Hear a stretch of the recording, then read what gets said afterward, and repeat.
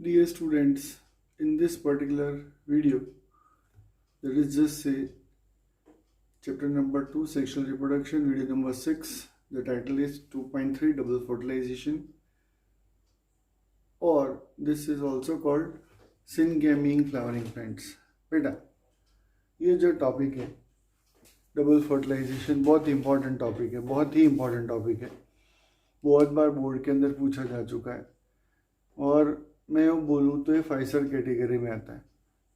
इसमें एक चीज़ आप लोगों को समझने का, you have to learn one concept that is up to here what is there in your brain और व्हाट यू हैव लर्न कि one egg cell and one sperm cell fuses and formation of zygote is there, मतलब एक male gamete और एक female gamete fuse होता है और zygote बनता है। वैसा हर परिस्थिति में नहीं होगा। The same can not happen in each and every place. Here at the time of fertilization, number of nuclei involved, number of mitosis and meiosis involved. There are many applied questions can be constructed, and all the questions I am trying to explain. Just see and try to understand. In typically angiospermic plants, when I am trying to explain the angiospermic plants, basically double fertilization, इसको double fertilization बोलते हैं। इसको कई बार question भी पूछता है 2 mark के अंदर कि why the syngamy in angiospermic plant is known as double fertilization. इसको डबल फर्टिलाइजेशन बोलने का एक मीनिंग भी है और इसका एक थर्ड नेम भी है, और also it is known as triple fusion. Triple fusion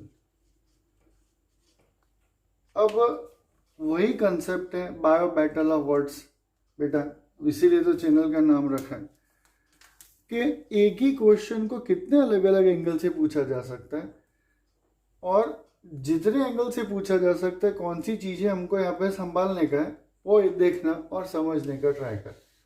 सबसे पहला ये प्रोसेस हो किस जगह पे रही है वो देखना, ओके। और इससे रिलेटेड जो क्वेश्चनरी है वो मैं यहाँ पे लिख रहा हूँ या आपको समझाने का ट्राई कर रहा हूँ कि for the double fertilization, at the time of the fertilization 10 number of nuclei are involved, 10 nucleus involve होते हैं। और बेटा ये है ना मैथमेटिकल्स बायोलॉजिकल मैथ्स है, यूँ बोलूँ तो 1 + 1 दैट इज इक्वल टू 1, ये मैथ्स में होता है। लेकिन यहाँ पे तो 8 + 2 दैट इज इक्वल टू 1 होता है। अगर आपके दिमाग में हो के ना सर शायद पीछे 0 लिख के 10 कर देंगे, नो, आपकी गलती है। मैं 1 मतलब 1 ही लिखने वाला हूँ। ये क्यों? तो eight the time of gamete form, जब गैमेट बनते हैं, और यहाँ पे न्यूसेलस, इससे पहले वाले वीडियो में अपन ने बातचीत किया था कि there are 8 nuclei and 7 cell structure, मतलब इसके अंदर 8 न्यूक्लियस पहले से प्रेजेंट थे, 2 मेल गैमेट्स आएंगे, और जो एक मैंने लिखा है ना उसका एक पर्पस है। जो एक है ना वो एक क्या है, तो एक सीड बनाएगा। एक सीड बनाने के लिए इतना धमाल होता है, और इसलिए अपन बोलते हैं कि एक एक दाना है ना उसके लिए बहुत मेहनत करनी पड़ती है प्लांट्स को, तो फूड को वेस्ट नहीं करना चाहिए। अब सबसे पहला ये प्रोसेस हो किस जगह पे रहा है, पहले बेटा ये समझ, ये प्रोसेस हो कहाँ पे रहा है। तो दिस प्रोसेस एंटायर, अगर मैं यहाँ पे एक छोटा सा फटाफट एक हैंड स्केच ड्रॉ करके समझाने का ट्राई करूँ, तो ये फीमेल रिप्रोडक्टिव पार्ट है। यहाँ पे स्टिग्मा स्टाइल ओवरी, यहाँ पे एंथा, फिर इधर यहाँ पेटल्स जाएंगे और नीचे इसका सेपल होता है। अगर मैं ओवरी का ट्रांसफर सेक्शन लूँ तो यहाँ पे मेरे को लॉक्यूल्स मिलेंगे। The number of locules represents what, तो नंबर ऑफ लॉक्यूल्स जो है यहाँ पे प्लेसेंटा आएगा, और वो प्लेसेंटेशन 11th में टॉपिक्स के अंदर देख लेने का, और यहाँ पे होंगे ओव्यूल्स। अब ये जितने ओव्यूल्स दिख रहे हैं, ओव्यूल्स, वो बहुत सारे ओव्यूल्स में से एक को मैं यहाँ पे एनलार्ज करके समझाने का ट्राई कर रहा हूँ। ये एक among many, if it is a single seeded monocarpellary, पॉलीकार्पिलरी, ये सारे के सारे कंसेप्ट हम आगे देख गए। अब बेटा यहाँ पे ध्यान से देख और समझने का ट्राई कर। अगर मैं एक स्टिग्मा को अगर ये एनलार्ज करूं, एक स्टिग्मा को एनलार्ज करूं, तो स्टिग्मा के सरफेस के ऊपर क्या आएगा, तो पोलन ग्रेन डिपॉजिटेड हो जाएगा, pollen grain. Okay, pollen grain के दो लेयर होते हैं। आउटर लेयर जो है that is exine, outer exine, okay, और इनर इंटाइन, जर्म पोर। और यहां से मतलब स्टाइल के ऊपर से यहाँ पे पोलन ट्यूब निकलेंगे, pollen tube will be developed, pollen tube develop होगा। ओके, और जो पोलन ट्यूब जो डेवलपमेंट है, what is pollen tube development, what is the define the term pollen tube. तो pollen tube is just say outgrowth of intine, pollen tube को हम outgrowth of intine बोलेंगे। Pollen tube is just say to be the outgrowth of intine. Pollen tube है ना, वो outgrowth of intine है। यहाँ पे ट्रांसमिशन टिश्यूज को डाइजेस्ट करता हुआ नीचे आएगा। इसके आगे वाले वीडियो के अंदर मैं ये कुछ कंसेप्ट्स बता चुका हूँ। अब जो पोलन ट्यूब है, ये पोलन ट्यूब जो एंटर हुआ वो पोलन ट्यूब यहाँ पे आएगा। व्हाट इज पोलन ट्यूब, ये डॉट डॉट डॉट डॉट मतलब यहाँ से कंटिन्यूटी के अंदर जा रहा है। Pollen tube carries two haploid male gametes, and here male gamete and female gamete, both the gametes are non-motile, and pollen tube is acting as a carrier of male gamete. ये pollen tube यहाँ से enter होके micropylar के अंदर enter होगा और यहाँ पे कुछ चेंजेस होने वाले। जो चेंजेस है ना वो इधर देखना। Okay, what are the changes which are going on. अब ये पर्टिकुलर पोर्शन में यहाँ पे एनलार्ज कर रहा हूं बेटा। तो सेंटर मोस्ट पार्ट एक्सेल है, बराबर, एक्सेल, मैं इसको राजकुमारी बोलता हूं, बराबर। उसके आजू बाजू दो उसके बॉडीगार्ड्स हैं, ओके, इसके बॉडीगार्ड्स, ओके।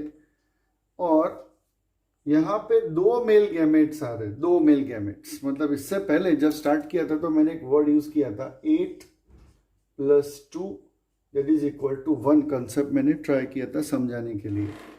8 न्यूक्लियस पहले थे, 2 आए, 2 मतलब ये जो हमारे दो राजकुमार की मैं बात कर रहा हूं वो, okay.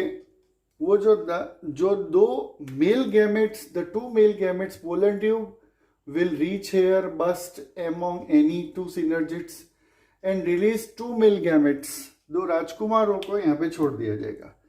Among them one will fuse with the XL, मतलब एक है ना वो इस XL के साथ फ्यूज करेगा और बना देगा जायगोट, ओके। द अदर, एक यहाँ से XL के साथ फ्यूज होएगा, दूसरा बायपोलर न्यूक्लियस के साथ जुड़ के प्राइमरी एंडोस्पर्म न्यूक्लियस, मतलब यहाँ पे N+N+N बना देगा। Why this concept is known as double fertilization. और एग्जाम के अंदर जब भी ये क्वेश्चंस पूछे, आपने अगर एक चीज मार्क किया है तो बेटा मैंने यहाँ पे आपको 2 डायग्राम ड्रॉ किए हैं। आपको जो डायग्राम मैंने ड्रॉ करे वही डायग्राम दोनों के दोनों ड्रॉ करने के। और अगर ये डायग्राम्स को समझने का ट्राई कर तो लेफ्ट हैंड साइड जो नॉर्मल लेबल्स है वो किए, यहाँ पे 3 जो लेबल करे हैं that is egg cell, bipolar nucleus और एंटीपॉडल्स, जहाँ पे चेंज होने वाला है वो। और इधर मैंने सारे लेबल्स नहीं करे, लेकिन जो एक्सेल पहले था वो फर्टिलाइजेशन के बाद हो जाएगा जायगोट। जो बायपोलर न्यूक्लियस था वो अब बन जाएगा प्राइमरी एंडोस्पर्म न्यूक्लियस, और जो एंटीपॉडल्स थे वो आगे जाके क्या होंगे, कुछ नहीं होंगे, जो डिस्ट्रॉय हो जाएंगे। मतलब at the time of fertilization there are 8 nuclei are there, 2 new comes, total nuclei are present, they are 10 nuclei are present. But fusion यहाँ पे 10 न्यूक्लियस प्रेजेंट है, न्यूक्लियस आर प्रेजेंट, ओके। और सेकेंड कंसेप्ट है fusion कितनों का होता है, तो फ्यूजन अकर ऑफ 5 फ्यूज होते हैं, 5, 3 इधर और 2 3 इधर और 2 इधर, मतलब टोटल अगर हम बात करें तो जो 10 न्यूक्लियस थे 5 फ्यूज होते हैं और 5 डिस्ट्रॉय हो जाते हैं। कौन से डिस्ट्रॉय होते हैं वो भी देख लेना। 2 synergids and 3 antibodies they are destroying in the entire double fertilization process. Okay, तो बेटा इतना है संभालने का और याद रखने का, ट्राई करने का। प्रोसीडिंग फर्दर, बेटा आगे का continue, show must go on बोलते हुए अगर कंटिन्यू करें। 2.4 that is post fertilization structural events, page number 34 के ऊपर प्रिंटेड है। और यहाँ पे नेक्स्ट टाइटल आता है 2.4.1 दैट इज एंडोस्पर्म। ओके, अभी 2.4.1 में एंडोस्पर्म आपको समझाऊं, बीच बीच में मैं बहुत सारे इंस्ट्रक्शंस भी देता जाऊंगा और आपको समझाता जाऊंगा बोर्ड में किस तरह से लिखने का है और नीट के लिए कैसे प्रिपेयर करने का है। तो बेटा जब आप बोर्ड लिख रहे हो तो टेक्स्ट बुक के टर्म्स फॉलो करने के, और जब आप नीट फॉलो कर रहे हो तो वहाँ पे कंसेप्चुअल है, आपको फंडामेंटल अंडरस्टैंड करने का है। अब ये जो कंसेप्ट है उसमें एंडोस्पर्म है, कुछ मैं एक्स्ट्रा भी बताता जाऊंगा आपको। और एक चीज़ दिमाग में एम्बोस करके रख लेना, फाइनलाइज करके रख लेना, आप कोई भी मार्केट के अंदर से प्री बोर्ड के या प्री बोर्ड के पेपर्स देखोगे और जो मैं वर्ड्स बोल रहा हूँ कि क्वेश्चन इंपॉर्टेंट है, तो वही क्वेश्चंस हर बार लगभग रिपीट होते जाएंगे। जब नीट की मैं बात कर रहा हूँ तो नीट के अंदर एक गोल्डन स्टेटमेंट में बोल रहा हूँ कि आपको ना मेरे ऊपर भरोसा रखना है, ना किसी टीचर के ऊपर भरोसा रखना है, खुद चेक करने का है। बेटा कोई भी नीट का पेपर ले लो और वो चैप्टर बेस्ड अगर आप क्वेश्चन सॉल्व करने का ट्राई करोगे तो 80 to 85% जो क्वेश्चंस है ना वो आपको टेक्स्ट बुक NCERT में से ही मिलेंगे। जो कंसेप्ट आप नाटा के ऊपर भी देख सकते हो, ये जो टॉपिक है वो मोस्ट इंपॉर्टेंट है संभालने का। ओके, और ये फाइसर कैटेगरी में जाएगा। टाइटल आता है endosperm. What is endosperm? Endosperm क्या है? तो पहले कुछ एक्स्ट्रा बता दूं रिगार्डिंग जिम्नोस्पर्म। जो जिम्नोस्पर्म प्लांट है वो जिम्नोस्पर्मिक प्लांट्स के अंदर जो एंडोस्पर्म है ना वो हैप्लॉइड होता है। पहला haploid that is haploid and it develops before fertilization, मतलब फर्टिलाइजेशन से पहले, before fertilization it develops. Okay, तो बिफोर फर्टिलाइजेशन डेवलप होता है और जिम्नोस्पर्म में जो एंडोस्पर्म है ना वो हैप्लॉइड है। ये मेमोराइज कर लेने का। Next, in angiospermic plants how endosperm develops. Endosperm सबसे पहले व्हाट इज एंडोस्पर्म? एंडोस्पर्म क्या है? तो एंडोस्पर्म, व्हाट इज एंडोस्पर्म? जो एंडोस्पर्म है ना, endosperm is a tissue which develops to nourish the embryo. जिस तरह से 11th में हम पढ़ चुके कि on the nourishment of embryo point of view 3 categories in animals are there, oviparous, viviparous, oviparous. अगर मैं यहाँ पे बात करूं तो जिस तरह ह्यूमन एम्ब्रियो प्लेसेंटा से न्यूट्रिशन लेता है उसी तरह से प्लांट का जो एम्ब्रियो है वो एंडोस्पर्म से न्यूट्रिशन लेगा। ओके, अब एंडोस्पर्म न्यूट्रिशन कहाँ से लाएगा? तो वो इंटेग्यूमेंट्स में से लेगा। इंटेग्यूमेंट्स कहाँ से न्यूट्रिशन लाएंगे? तो इंटेग्यूमेंट्स नीचे के जो टिश्यूज है, कंडक्टिंग टिश्यूज, जाइलम, फ्लोएम में से टिश्यू न्यूट्रिशंस लेंगे। अब फ्लोएम के अंदर न्यूट्रिशन कहाँ से आएगा? हवा में से आएगा। हाँ, हवा में से आएगा। कैसे? तो प्लांट है, ऑटोट्रॉप है, फोटोसिंथेसिस करेगा और हवा में से कार्बन डाइऑक्साइड एब्जॉर्ब करेगा, सनलाइट की प्रेजेंसी में फूड बनेगा, तो it will be coming from air. Okay, अब बेटा संभालने का ये कि फर्टिलाइजेशन के बाद जो फर्टिलाइजेशन अगर मैं ड्रॉ करूं तो यहाँ पे जो प्राइमरी एंडोस्पर्म न्यूक्लियस बना था, that is PEN, primary endosperm nucleus, this primary endosperm nucleus will undergo free nuclear divisions. अब ये फ्री न्यूक्लियर डिवीजन में जाएगा और फ्री न्यूक्लियर डिवीजन इस तरह से होता है, फ्री न्यूक्लियर डिवीजन। ध्यान रखने का एक हिडन क्वेश्चन है यहाँ पे, what is present at the end of the endosperm, middle of the endosperm? तो in the middle of the endosperm there is a presence of big vacuole, vacuole is present, और जो vacuole है ना वो osmoregulation कर लेगा। What is osmoregulation, वापस वो सब बेटा 11th में आप देखोगे। अब टुवर्ड्स माइक्रोपाइलर एंड, अगर मैं ये माइक्रोपाइलर एंड कंसिडर कर रहा हूं तो डेवलपिंग जो जायगोट है वो इधर होने वाला है। Okay, in every case zygote पहले डेवलप होना नहीं शुरू करेगा। क्यों नहीं शुरू करेगा? तो पहले ये वेट करेगा कि कुछ एंडोस्पर्म डेवलप हो जाए। तो अब एंडोस्पर्म पहला कैसे डेवलप हुआ? तो फ्री न्यूक्लियर डिवीजन में चला गया।